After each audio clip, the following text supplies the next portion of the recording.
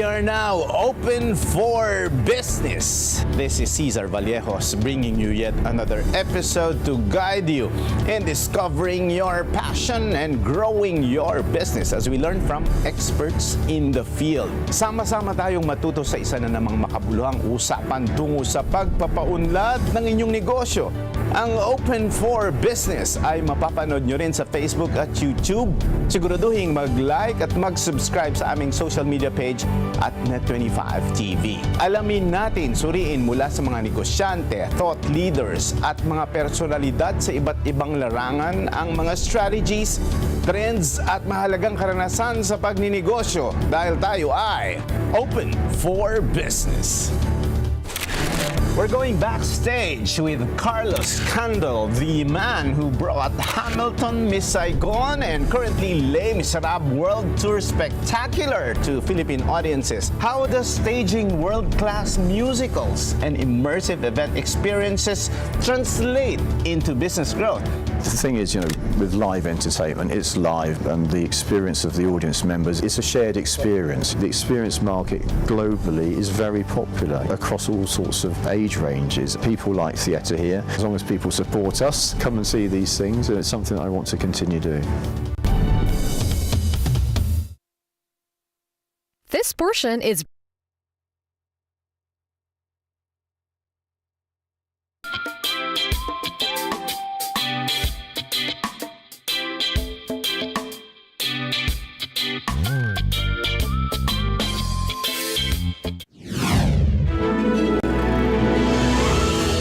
On the spotlight is a company that's changing the way Philippines experiences live entertainment. From bringing Broadway and West End masterpieces to Manila to unlocking bold new ways to connect with audiences through immersive events and controlling the whole supply chain.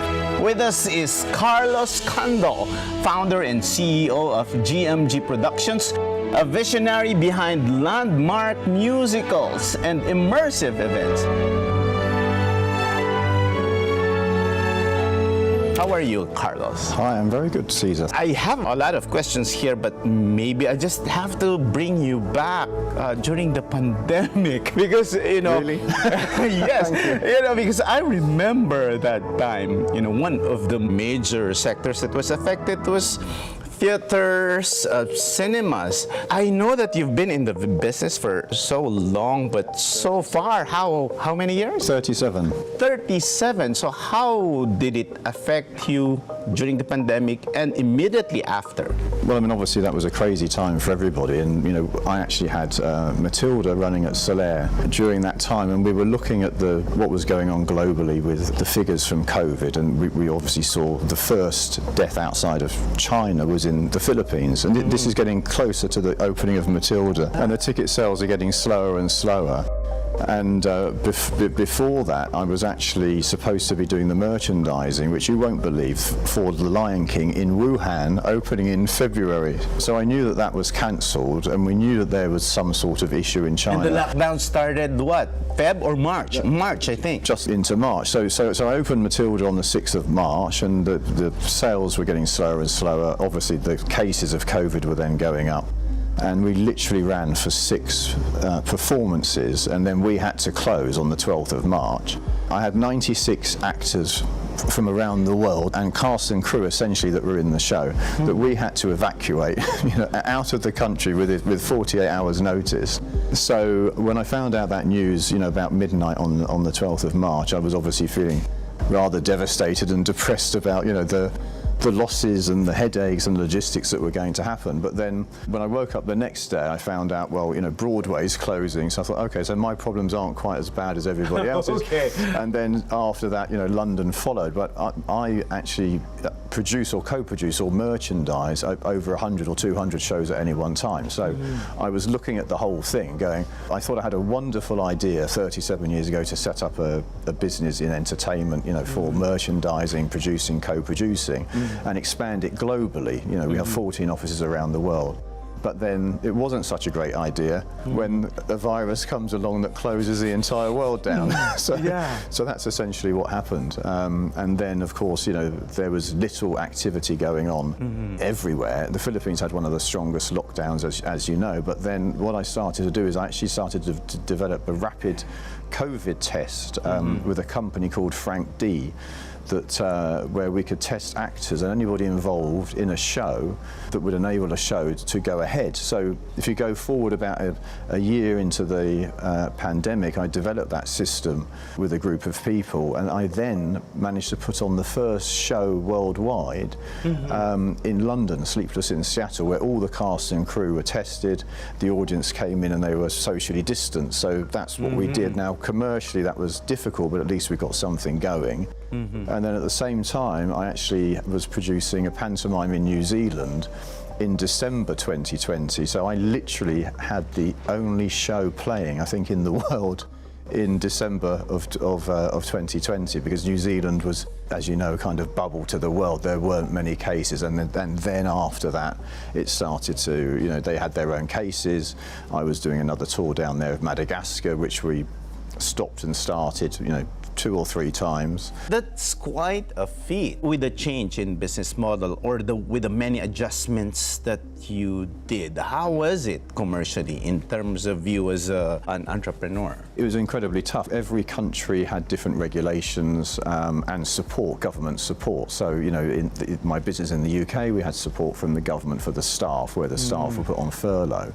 And the government were paying a certain percentage of their salaries, which means I could maintain my staff, but they weren't allowed to do any work. Well, at least it protected their jobs. In places like China, there was very little support. There wasn't any meaningful support, for businesses. And obviously the Philippines, there wasn't any meaningful support commercially either.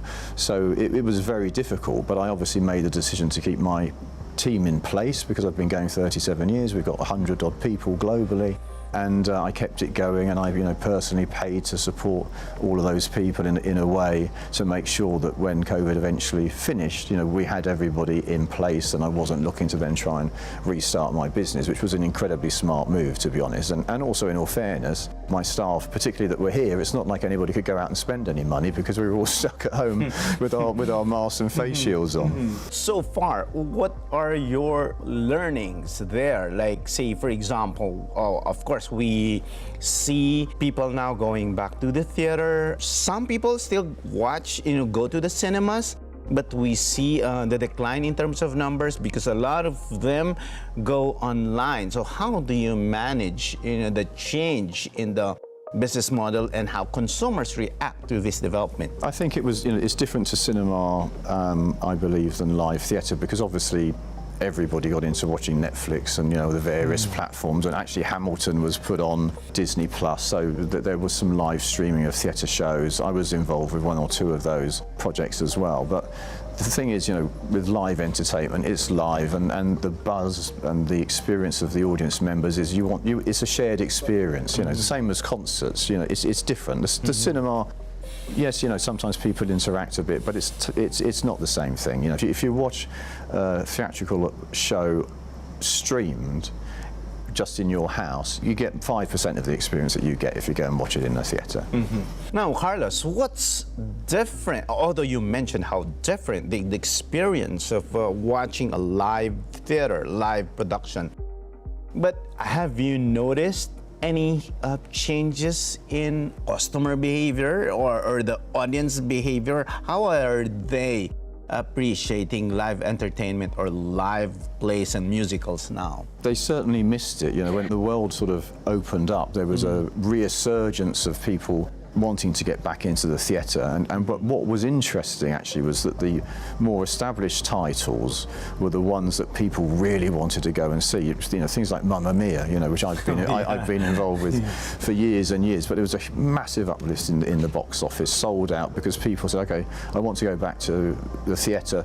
What's a show that's going to cheer me up? I've been locked at home for all this time. Mamma Mia, perfect, no-brainer. And then the other big titles, Phantom, obviously Hamilton, Saigon, the kind of larger titles that we bring here.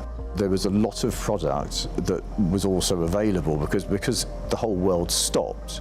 So if you look at it in terms of, you know, my business in particular with Manila and international touring, we then found ourselves in a situation where everybody wanted to go out again, but then we couldn't schedule it around the market because it's not just Manila where I'm obviously presenting shows as GMG Productions. We also deal with Australia, New Zealand, as I mentioned, Hong Kong and Singapore. And when we take a title, we try and maximize it to go to all of those markets, which might sound like that's an easy thing to do, but it's actually highly complicated when that tour could be coming from the UK, from the US or from Australia. So there was a real backlog, and it was hard for us to program shows in originally. The first one that I did was the Queen musical, We Will Rock You. But that was the first show in. I did it in Manila and Singapore, and there was a hesitation and a reluctance at that point, especially here because we were so used to wearing masks and the face shields that people, I think, were a little bit nervous of going and sitting next to somebody they didn't know who might have a cough, And obviously there was no mask mandate at that time, but we had to start. Somebody has to start, so we started.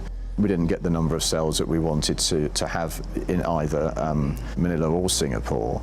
But then, I followed that with Hamilton, so that's obviously one of the world's biggest titles, and we put that on sale. There's enormous demand for that, and since then, we've seen a very strong demand for bringing in the right shows, of course. I would like to ask, because you mentioned a lot of countries, which of these countries are most appreciative of live entertainment? I think every country has its nuances, but of course, the Philippines is embedded in entertainment. Everywhere you go, there's people singing, let's not even mention karaoke, but so many entertainers, so many fantastic singers, so many fantastic artists, people are really brought up with entertainment as part of the culture here.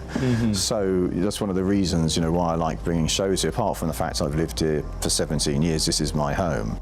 But of course, that's different to markets like London and New York, where you've got a transient market, lots of tourists, which is why you can have shows that can sit there. Mamma Mia's been there for 26 years almost. Obviously Phantom's been running there, I think, for 30 or 40 years. Les Miserables, 40 years. So in markets where you've got a lot of people coming in from different countries, there's always the excitement for people to go and see. You're going to London, you're going to see a show, you're going to see Big Ben, Slightly different to the market here because there's not so many tourists, unfortunately, that come through to the Philippines. And if the tourists come in, certainly, from established markets, why would they go and see Les Miserables in Manila when they could watch it in London or Broadway? But then my philosophy on that is let me bring the shows here so that you don't have to go and spend a fortune going to London to watch Les Miserables. You can come and watch it with me at Soler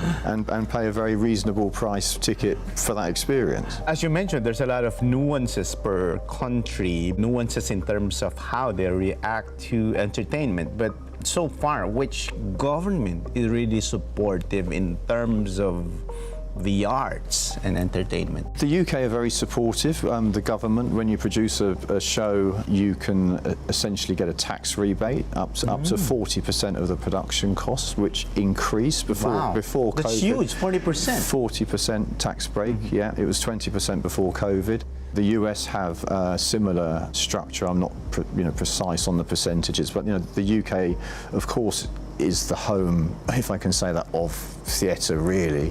And it brings an enormous amount of money to the economy, especially in London, billions and billions of pounds for people that will come away, stay in hotels, eat, drink, and see other sites. So so they do support it very well.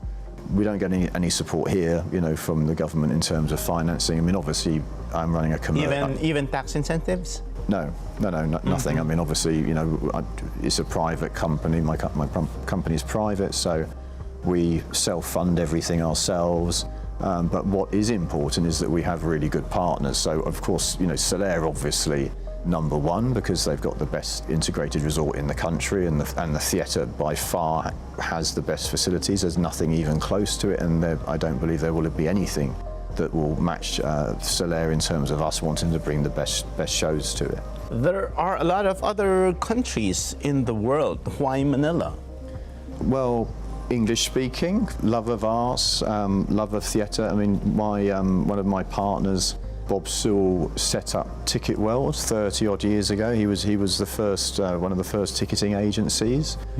So he's been involved in this industry across multiple formats, you know, from concerts to plays to theatres to events.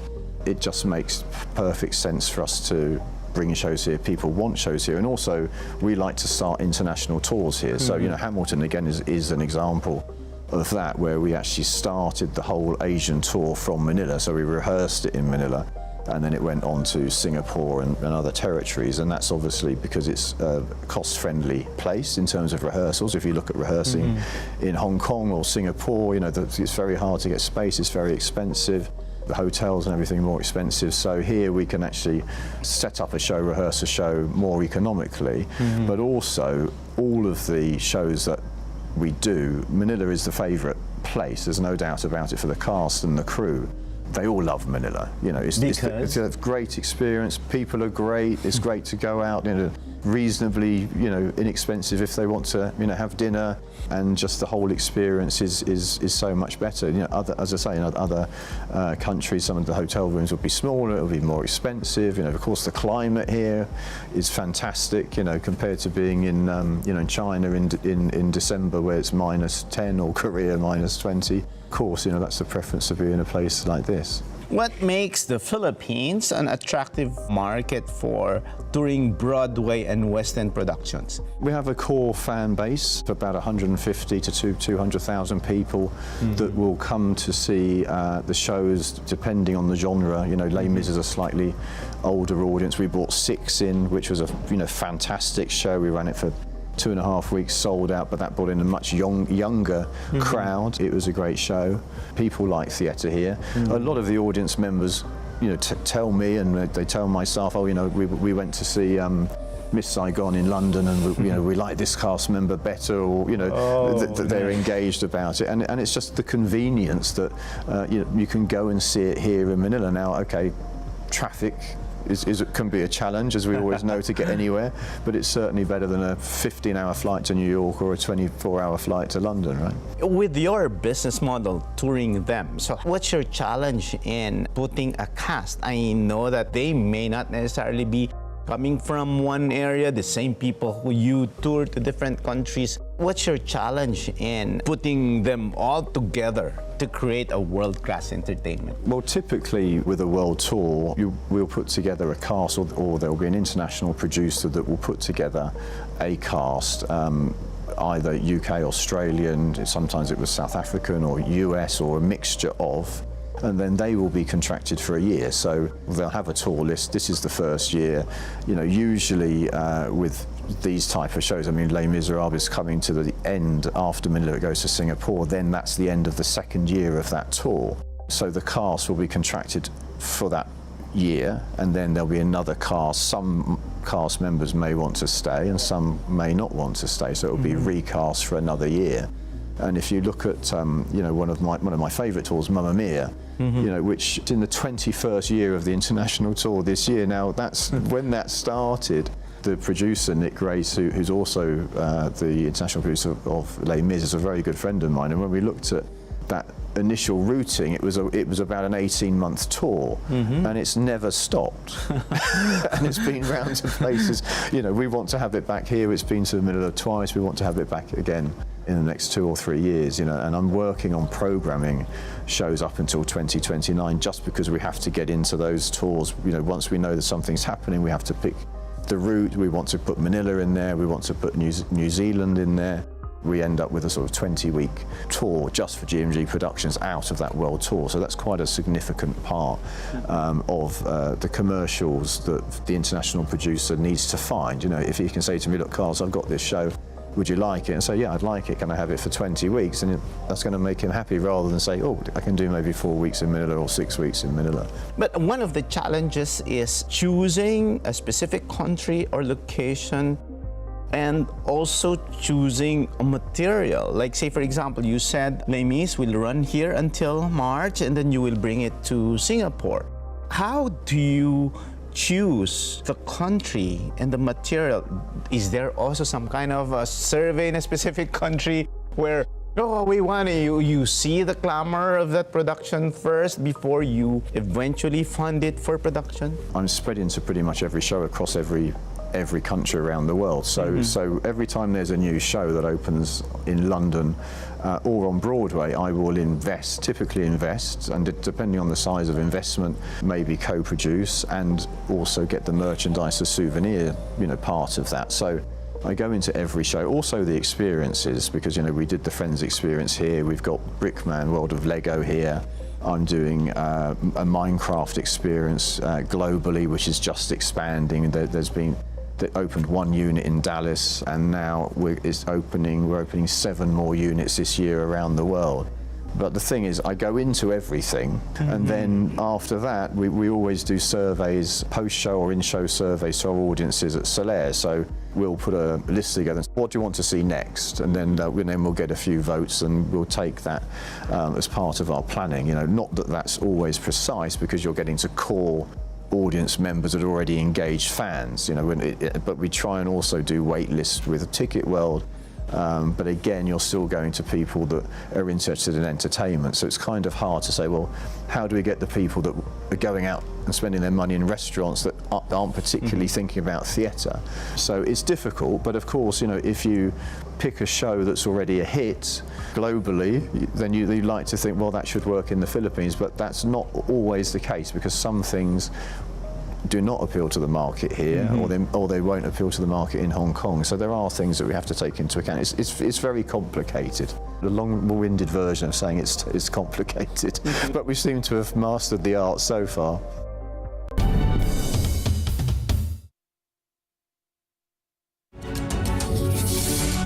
When a story starts with faith, it can only grow further and stronger. As time passes by, we learn about your story. In an institution of exceptional healthcare with genuine Christian compassion, we care about you. With a safe, secured, and sanitized environment, accompanied by a team of trusted healthcare professionals, we're built this way to serve you better. By providing affordable health services to general population, we want what's best for you. Because at New Era General Hospital, everyone matters.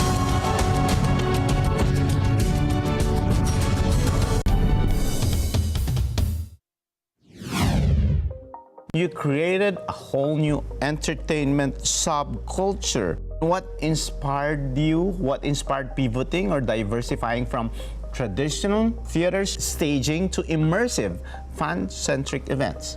Theatre was the core of the business that Bob did with Ticket World originally, and then obviously I've been doing with GMG Productions. But because I'm involved with so many experiences globally, the Friends Festival was one of the first big ones probably, which I've been involved with for a dozen years or so with Warner Brothers. But when you see things like that, you think, well, that appeals obviously to the Philippines and other markets, as does Brickman, as does Minecraft, and then I say I'm doing at the moment a Titanic show, Pompeii, King Tut, there's a lot of experiences that I'm involved in.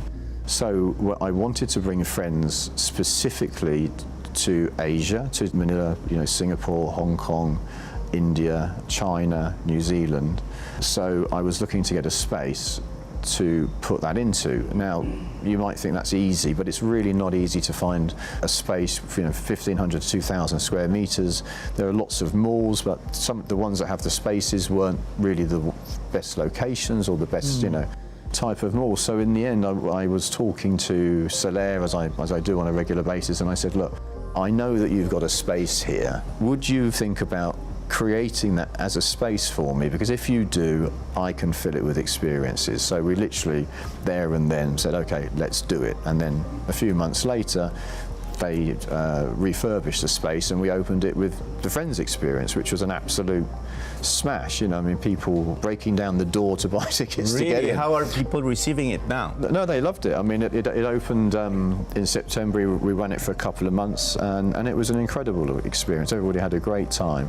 As I say, it was pretty much sold out through the run, and then after that, we wanted to bring in a family show, Brickman with the Wonders of the World, which is you go around, you see 45 wonders of the world made out of Lego, which are seriously incredible. If you have to think that, and some of them say on there, you've got the Mona Lisa, and you've got Concorde, and an enormous Titanic, and it will tell you how many bricks that has been made, and it took somebody 300 hours to build this thing, and I know from my own personal experience with my kids, it takes me hours to build the smallest thing. I know. But people can go in with their kids. It doesn't necessarily need to be with kids, but they can go and sit next to one of these things, recreate. My son recreated a pyramid next to the pyramid. We wanted just to bring that in as a family-friendly thing. Now we're looking, once that finishes, we're looking at either developing one of our own sort of, GMGP, IP-owned experiences that will have a different market appeal, because at the moment, we're trying to sort of find out, where's the sweet spot going to be. It's a bit of an experiment, to be honest, and this is why I have a partnership with Solaire that we embrace, and we kind of, bash ideas off each other for what we bring in. So after that, I've got another very big IP coming in, which I can't mention at the moment. Okay. But there will be a few. So a bit like what I'm doing with the production side is I'm taking the best shows, obviously, if they're available, to bring them into Solaire. And then there are other shows, obviously, that are going around that you wouldn't necessarily say is an A show, but they're all good shows, and popular shows that we also bring in. And the market, up until recently, has only been allowing for sort of one big show and maybe one medium-scale show. But I'm bringing, this year we've got 6 months of shows actually. We've got 4 big shows coming in theatrically, and then we're going to have about 9 months worth of experiences in the space. The experience market globally is very popular, across all sorts of ranges, age ranges, and there hasn't been a dedicated space for it. There are things obviously that happen in malls, we're all aware of those things, but the quality of those activations are not what I believe that Filipino people would like to see. So that's my sort of personal experiment at the moment, but hopefully it will work out as long as people support us, and come and see these things, and it's something that I want to continue doing. Wow, Carlos, it's amazing to learn all these, but now what I'm interested to know is your inspiration behind all of these. Like, I know that you have your mastery of co-producing this, international and world-class productions, and now you're also creating new creative experiences. What's the inspiration behind it? I know that, as you mentioned, you also get feedback, from your audiences. The fact that you interact with, different nationalities in different parts of the world, there is, some big idea from each country that you develop. How do you innovate, and what inspires you to do so? Honestly, I'm just so immersed in the business. I mean, it's 37 years. I've been involved in tens of thousands of shows and experiences, concerts, events. So it's in my blood, and I have a fantastic team of people. I mean, I have really an incredible team that will go and see anything. So as I say, I will be involved or invest in so many shows. But my COO is fantastic. He goes and watches every single show. He's based out of the UK, which is great, so he can see all of the things. And obviously we travel around, so we go to the US and all the other markets. So we're just aware of everything that's going on, either because I'm directly involved in it, or that my team will go and see it. I mean, obviously, I have to sleep a couple of hours a night would be good, so I can't go and see every single show. So we spread the work. So it's not really a point of coming up with inspiration about, we're not creating specific IPs. We've done a couple of things, I say, in New Zealand in terms of creating pantomime, which is a format, and we're looking at maybe creating an IP down the line that we can own. But essentially what we're doing is working with established brands and concepts, and we're watching when something opens, when it gets hot. The Minecraft experience was actually quite an interesting one, because it opened in Dallas. It was Minecraft's first live entertainment offering. It's just not a space, obviously, that they've ever been in before. And when it opened, the traction behind that was just incredible, and it's an amazingly fun experience. I mean, you're literally in a sort of 3D version of Minecraft, you know. And I went to it in London. I took my kids at sort of 9 and 5, and I don't play Minecraft, so I looked like the parent that didn't know what I was doing while my children were telling me what to do. Alone. Exactly, but it was brilliant, and you go around for an hour and you just think, this is amazing. Who would not love this? You know, every market would love this. But then the challenges with that is that you have to find a way to scale it either up or down depending on the space you've got, because obviously some of these experiences you get very big versions, you get small versions. So at the moment I'm just waiting for the correct timing when we can get one of the modules that are already committed. As I say, there'll be 8, I think, in total at the end of this year, and we need to get the one that will fit into the space at Solaire, basically. People just see a masterpiece live, but they don't know what happens or what happened before that. You know, they just applaud, but they didn't see your blood, sweat, and tears, you know, behind that. So can you give us, you know, a quick run through of the business, of the supply chain? Maybe part of your response is that, you know, how are the locals, the local artists also benefit from this? Does it give more job opportunities also? Of course, aside from giving business to your partners, give us a run through of how a production like a GMG production goes. There's a little bit of blood, sweat and tears now and again, I would say. Occasional tears mainly. These things are very complicated to deal with. I mean, you know, Les Miserables is 21 40-foot containers and 100 people, you know, cast and crew. So if you think about... That's the minimum, 100. In Les Miserables, yeah, Okay. it's a big show, but most of the shows that I'm bringing in are big. Les Mis just happens to be, you know, one of a particular scale, but, you know, Miss Saigon wasn't far behind that. Hamilton, you know, was 25 40-foot containers. So if you look at the logistics of that, when you're touring, Les Mis came from Shanghai, so it finished in Shanghai. The 21 containers have to be shipped. The actors have to be flown over. They have to be put in hotels. They have to do, you know, re-rehearsals. We have to get the containers through customs, you know, which in January wasn't. It's not great timing. It's a very busy time of the year for customs. So all of the logistics that go behind that are highly complicated. So you're right. You know, when by the time you turn up and sit in your chair in Solaire, you know, with a wonderful view of this incredible stage, it looks easy. But behind that, there's a team, you know, so say my team here locally is 30, 40 people. In the production and marketing side, we've obviously got the ticketing side to cover off. And then in terms of how do we affect the economy, of course, we have local cast and crew that we're giving jobs to. We have ushers in the venue. You know, Solaire obviously employ more staff. They have their food and beverage outlets. So the economy, you know, moves to that as well. You might have, in the cases of the big shows, people flying in from Cebu or from the provinces. You know, so the airlines are getting money, the hotels are getting money, restaurants are getting money. That money's coming into Manila. So it's not something that I've asked the government to try and give me some sort of statistic on, but, you know, for sure, you know, when we've got a show like Les Mis that sold 85,000 tickets, those people all coming into Manila, all going into Solaire, you know, they'll all be within that area, and there'll be money that is being spent on the back of bringing that show in.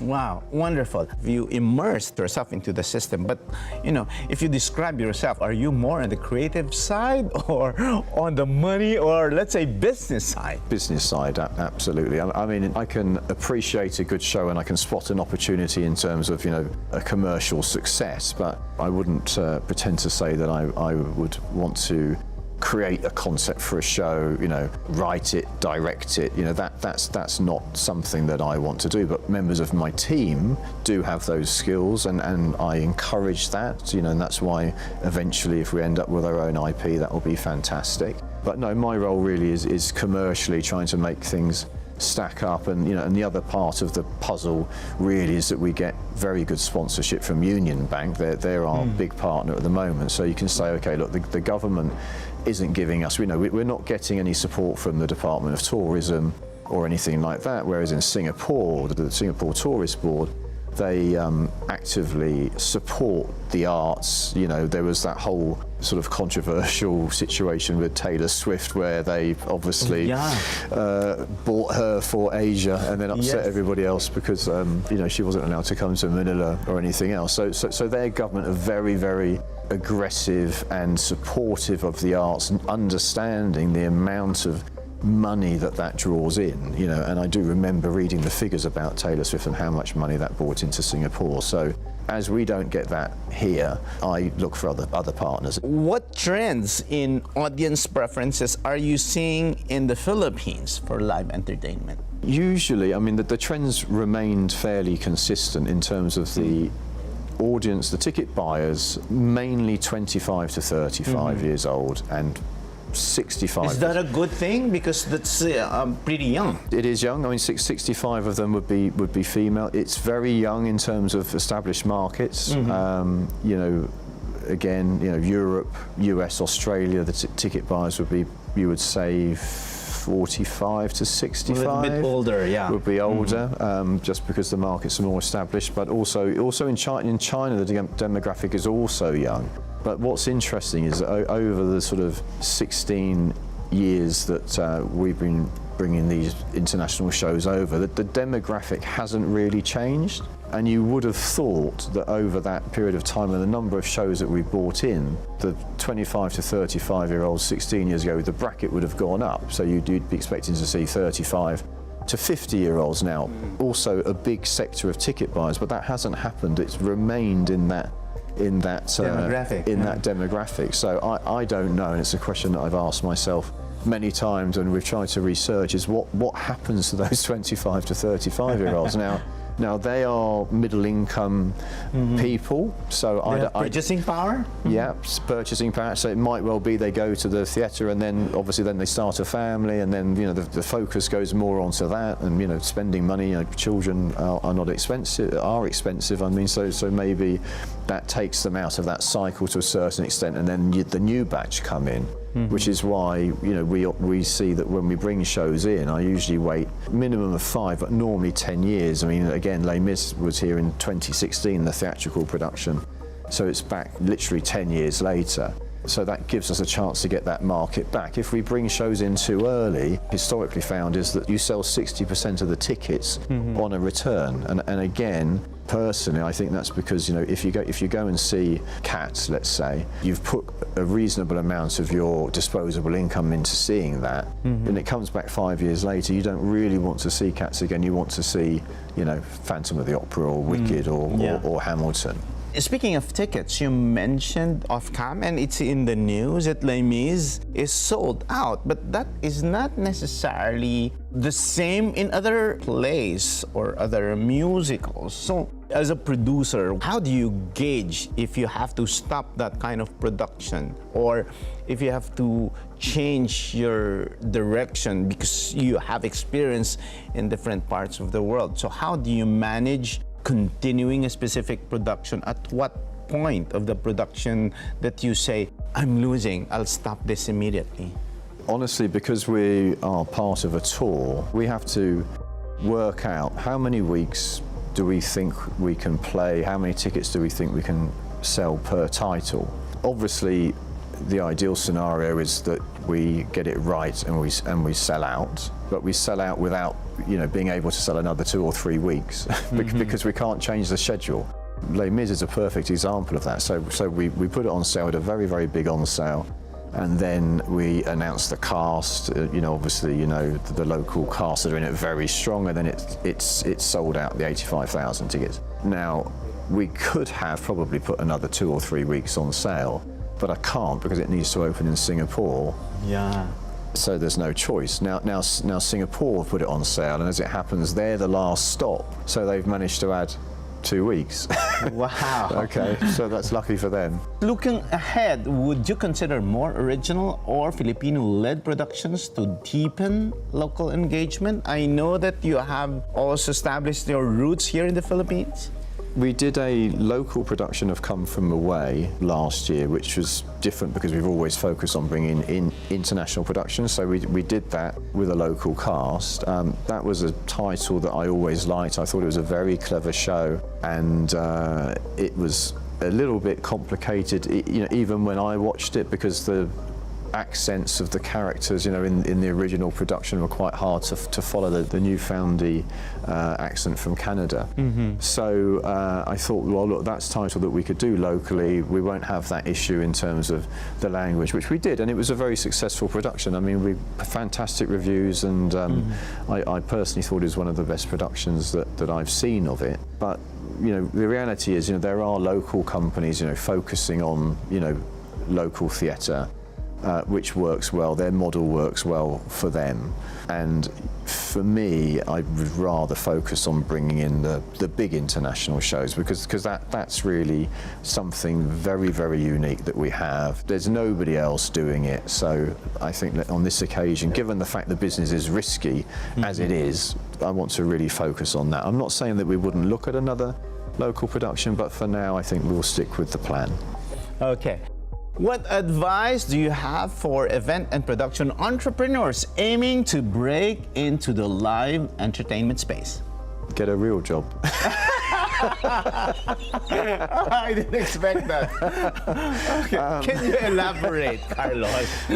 It is a very, very risky business to be in. To be honest, entertainment, everybody knows that. I mean, look at movies as well. Sometimes you can spend an absolute fortune producing a show or producing a movie, and nobody wants to see it, and you can't pay people to go and see it. So it's extremely risky. But of course, if your passion's there and you want to get into that business, apply for a job for GMG Productions, we'll help you out. But no, it's difficult. I mean, there's lots of different avenues and different roles that you can take up, and your production, obviously from the production side through to acting, through to directing, through to writing. So I think ultimately, if people really want to get into it and they're passionate about doing it, then they just need to put a lot of hard work into progressing that. And everybody knows that when there's a role that comes up, for a show, 200 people might apply for that role. So it's a tough business if you're on the acting side. And commercially, as I say, you have to be well funded, because not every show wins. You can win big and you can lose big. So the key to it is to be in enough titles globally in different continents so that you can ultimately stay ahead. Carlos, the Filipino audience really appreciate your work. The audience is watching now. Where can they find you? Where can they learn more about Les Mis and the other productions, the upcoming productions that you will be producing? And if you can invite them, please. No, sure. I mean, absolutely. I would say, follow GMG Productions on socials, obviously Facebook, Instagram, TikTok. Join our GMGP list, and you'll be the first people to find out about what shows are coming. So don't miss it, because one of the problems with Les Miserables at the moment is, my phone non-stop pings because people want to get tickets because it's sold out. It's sold out. So I would say book earlier, because sometimes we have very late booking patterns. If you want to come and see these shows, I would appreciate it if you could support it and book earlier. And also, if you're a Union Bank card holder, you get access to booking earlier. Wonders of the World, go and see it. It's really fantastic. You really should go and see that as well. But again, the key is to book early. I mean, and Friends, funnily enough, as I mentioned earlier, the Friends experience was a classic example. When it opened, it was absolutely packed. You couldn't get in. And then there was a week, sort of just towards the end, where it's slightly quiet. And then the last week, everybody's obviously realised, oh, it's closing. And then it's packed. I mean, it's absolutely packed and you can't get in. So I'd be grateful if people could support what I'm trying to do here and build the market. And I want to bring more and more of these shows, but I can't do it if you don't support us and come and see the shows. And also the ticket prices aren't as expensive as you think. There is a broad range, for $2,500 or $2,000 for the lowest price ticket, up to $8,500 or $7,500 depending on the show. Please support us. I'm trying to grow the business here, so that everybody can enjoy it ultimately. Wow, this has been an exciting conversation with Carlos Candel, the founder and CEO of GMG Productions.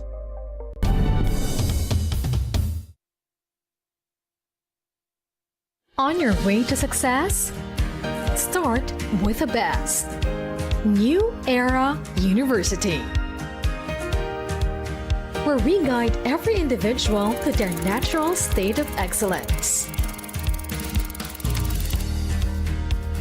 Enroll now, because New Era University awaits the future we can build together.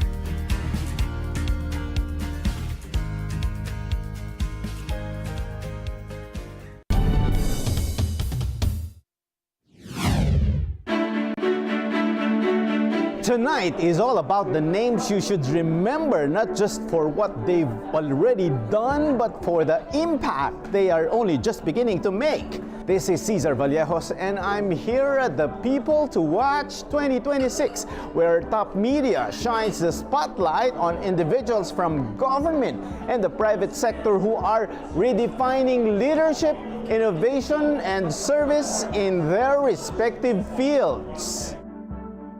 Normally, what exactly are you looking for, especially those people who fall under this list, people to watch? Of course, first thing, they are leaders in their own way. That's why they're from different industries, like from the media, from arts, from law, from advocacy, and also from the government, and even business sectors, and even sports. So we invited everyone here so that they will be emulated. People like them are very inspiring. Like, we're going to have, of course, you, and then we're going to have the Comelec chairman, George Erwin Mojica Garcia. He's doing a lot of things for the country. And very new, we have Attorney Sanchez, the bar top-notcher. So we're very happy with the lineup tonight. And don't forget, they're only 18, so that we can highlight also their leadership, their trailblazing here, and also, again, they are the one making an impact and the future of this generation. What's your reaction of the growing number of Filipinos who want to go to Japan? Yes.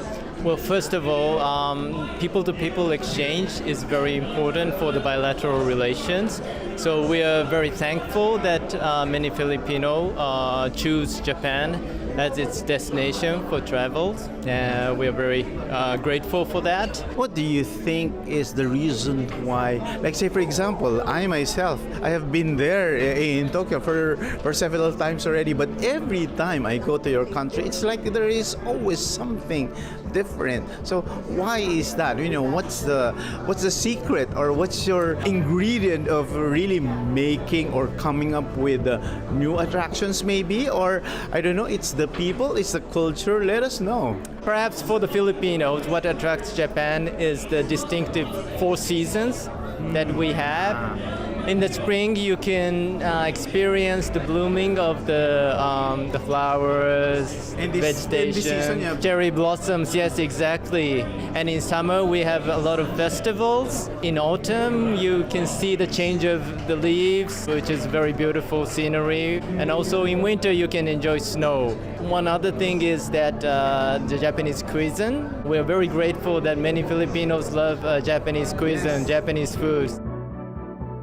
I also remember, Tim, that there was one word that stuck with you when they say eventologist. That is Tim Yaps. And then after that, there were already a lot of event planners, eventologists, or people who are in the business of events management. How do you feel that somehow you are that person who initiated, this events management thing? I love it that when we start something and become the pioneer of it, of course there are many more people that came before me, but I just so happened to put a term to it, and I'm really happy to see the events industry evolve the way it has, and the way that it has even evolved even more. I hope all the other industries follow suit. There's so many other creative industries that need to be pushed, developed, and really given more attention. Many industries such as the theater, animation, and other creative industries. So that's what we're here for.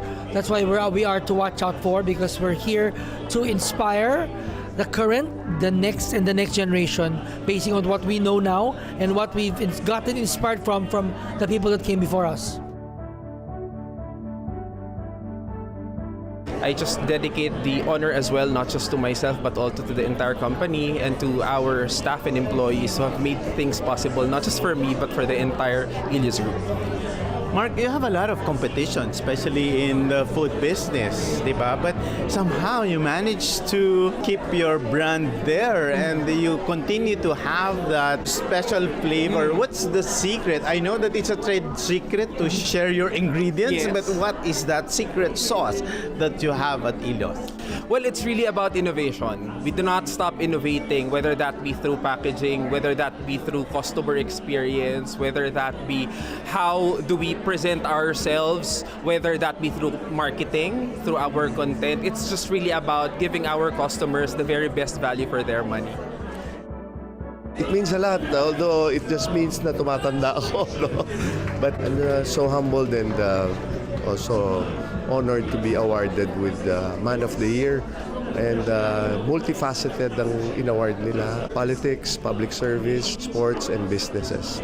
I know that you have a list of things to do in this world. I'm sure you're not done yet, but so far, can you cite maybe one of your most significant milestones in life that you think could somehow, define what your legacy is? Well, siguro iba-ibang aspect no?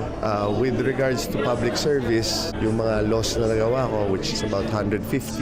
In business naman, yung mga kumpanya na buo ko, which is one of them, AirAsia, Global Port, Northport, Manila Harbor Center. So yung mga ganon. And then on military, now as a reservist, yan yung ginagawa ko, how to make the reservist force as strong as Israel's defense force or yung Ukraine. So yan ngayon ang aking mission and objective. We are encouraging people to vote in the barangay and SK election. The youth, we have to train the youth not only to be leaders, but we have to train the youth to be responsible. And so the barangay and SK election is crucial.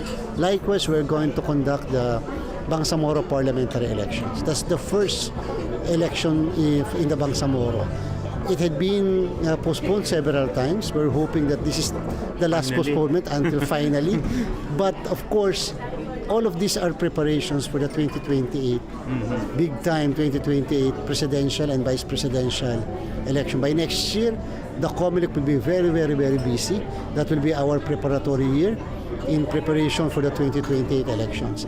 That's why I had been telling everyone, if you have heartaches, if you are disappointed, if you wanted to revolt, revolting will result to bloodshed. That's right. But just wait for the proper time, the election.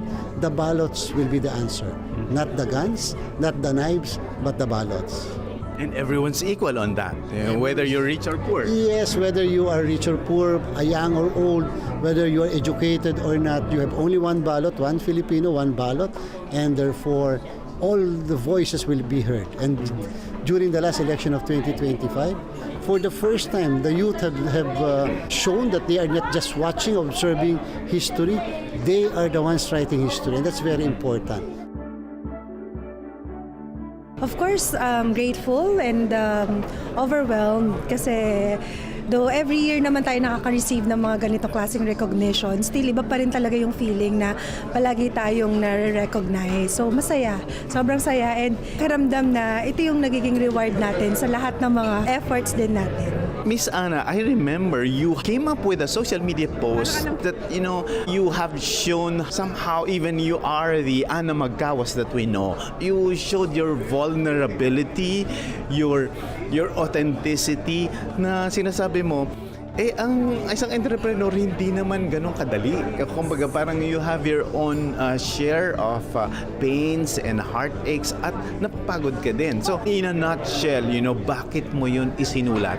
Siguro kasi gusto kong kumawala dun sa guilt feeling again. Parang this year, gusto ko naman din mahalin yung sarili ko. No? Ayokong isipin nila na kapag ginawa ko to is ninineglect ko sila. Hindi, ayokong isipin. Kaya siguro nag-vent out ako, nilabas ko lang din lahat ng mga nararamdaman ko.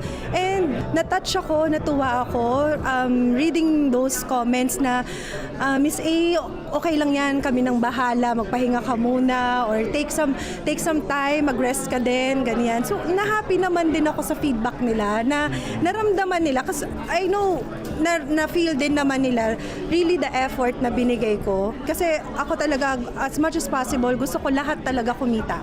Gusto ko talaga lahat is sabay-sabay aangat. For me, important is that person should have a vision not only for himself but also for others.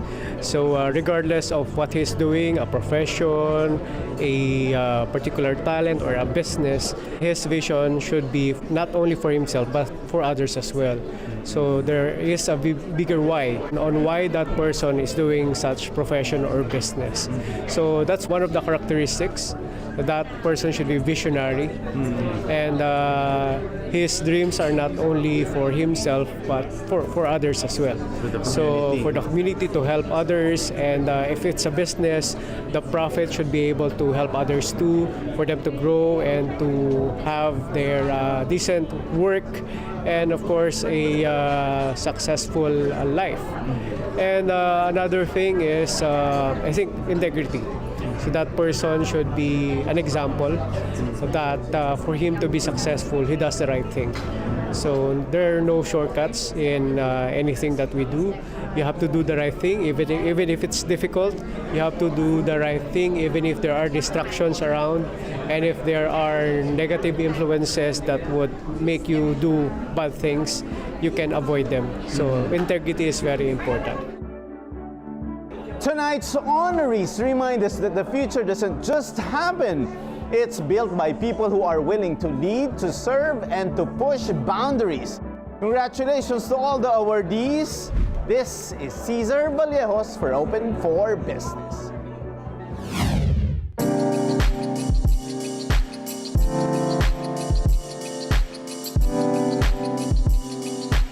Tonight, we take you inside an immersive world where passion meets expression alongside the 10 days of art celebrating Art Fair Philippines 2026. We are here at Inigo Acuña's art exhibit, a collection that brings together a rich journey of emotion, texture, and abstract exploration. From striking abstract pieces to experimental mixed media works, his art speaks to human experience in ways that are both special and universal. Today's exhibit invites us not just to look at art, but to experience it.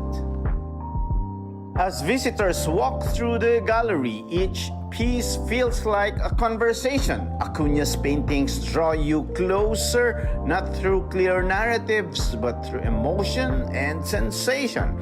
From bold, vibrant compositions to more contemplative textures, this collection reflects an artist continually evolving, unafraid to blur boundaries between the seen and the felt. Yun yung gusto ko sa abstract is iba-iba yung interpretation ng tao, different stories, iba din ang pananaw nila. So pagka ganun, pwede mag-share to create conversation. So majority actually is on social media. Lahat nasa online ngayon. Ang problema ng mga newer artists is hindi sila kilala. Kailangan nyo gumawa ng portfolio. Kailangan meron kayong social media presence.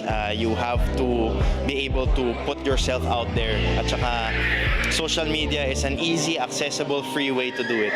We just opened, so hindi pa ako sure, but I do know that there are people who have been interested in a few works and they've talked with the gallery about that. Tonight's exhibit reminded us that art doesn't always speak in words. Sometimes it speaks in feelings, in experiences. Through his bold use of color, texture, and form, Inigo Acuña has invited us to explore not just his art, but our own reactions to it.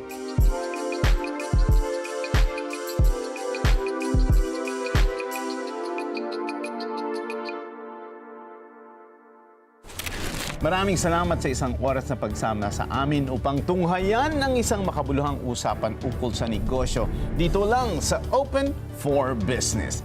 Hanggang sa susunod na linggo, samahan nyo kaming muli dito sa Open for Business. Catch us too on Facebook and YouTube. Like and subscribe on our social media page at Net25 TV. We will bring you more insights from industry experts, thought leaders, CEOs, and featured SMEs. Together, let us help encourage business development in the Philippines. Sharpen your business acumen, feel the pulse, and set the trend for as long as you're informed and open for business. Ito po si Caesar Vallejos. Marami pong salamat.